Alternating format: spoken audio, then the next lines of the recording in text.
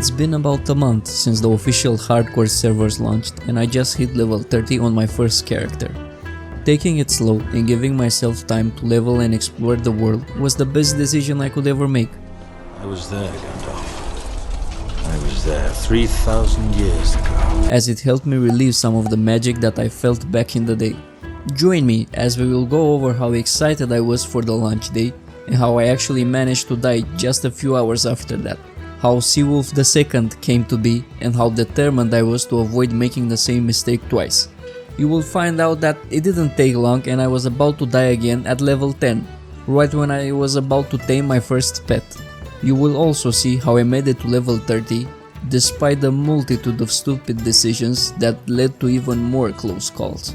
How I witnessed a heartbreaking tragedy on the Baron's roads, and how I met a friend after sharing a quest and went on an adventure that evening, and how paying attention to the little details and interactions made me enjoy the fresh classing WoW experience even more. When the official hardcore servers were announced, I was playing on and off on a hardcore character using the add-on, but decided to stop playing for a while to build up some more excitement and avoid a potential burnout. I didn't take any time off from work for the launch and I decided to power through it even if the release time was 11 PM in my local time. And I also had to go to work the next day. I know, not ideal, but it had to be done. So after a long day at work, I was finally making the last preparations.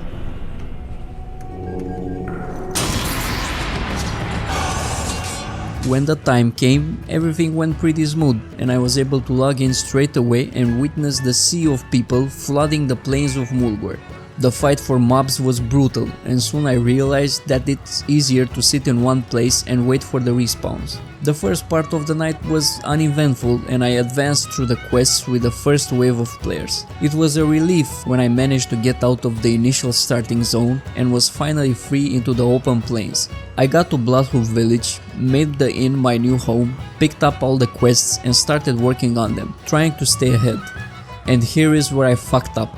Level 6 me considered that it's a good idea to 1v1 this level 9 rare mob, blinded by the possibility of getting my first green item. And it went exactly as you would expect.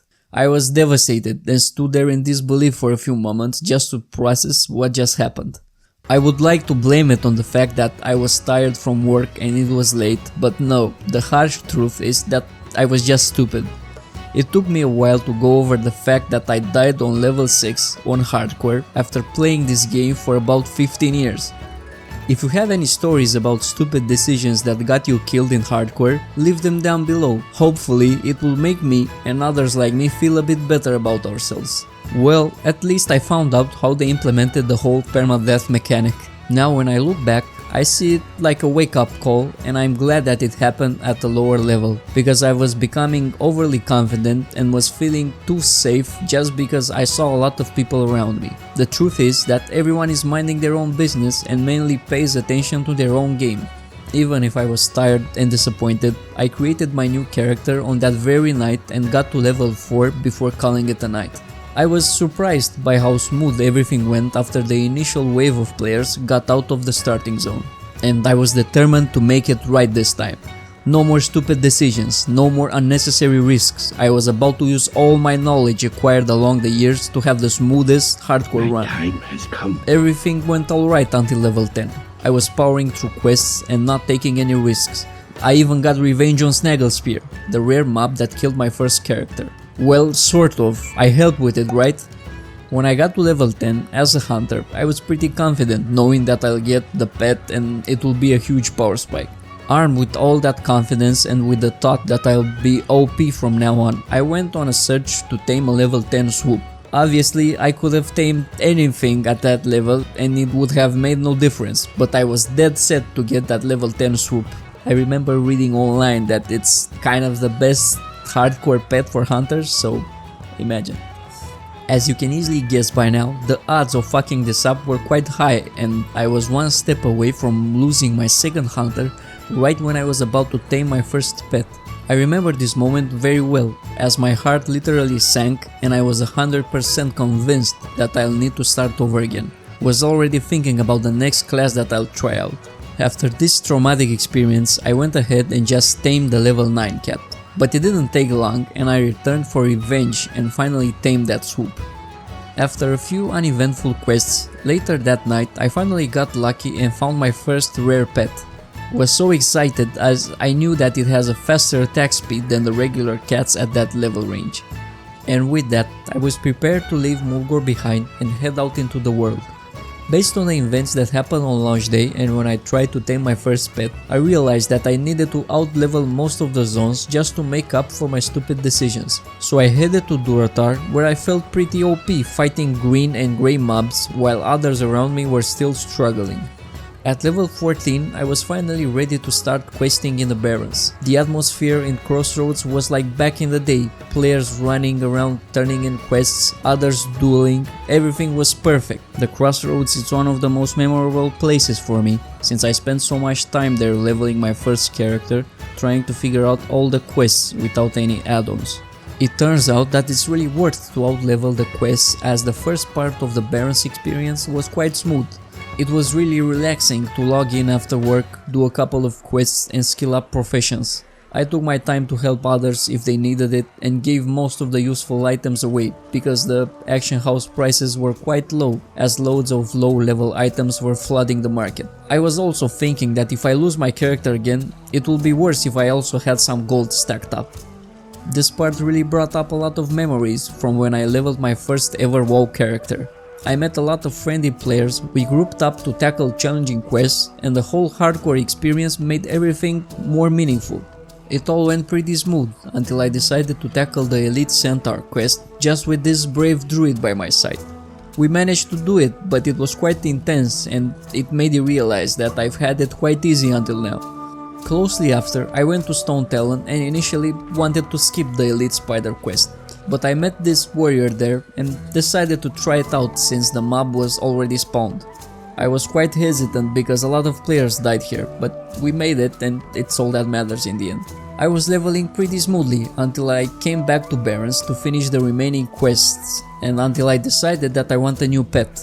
I think that I had to use 2 or 3 target dummies that night just to stay alive. I was first ambushed by the stealth mobs while doing the Razor main quest. And I know it was my fault for jumping around too much. It's been a while since I leveled a character in this area. After hitting level 25, I wanted to get the rare Wind Serpent Azure the Skyblade as a pet, since he had a unique look for his level. The next Wind Serpent with that model was available in Sunken Temple at level 51. And I'm not sure if I should feel lucky because I found him, since he almost killed me on my first taming attempt. Anyway, I avoided the crisis by popping a health potion and running away. Managed to get him on my second attempt though.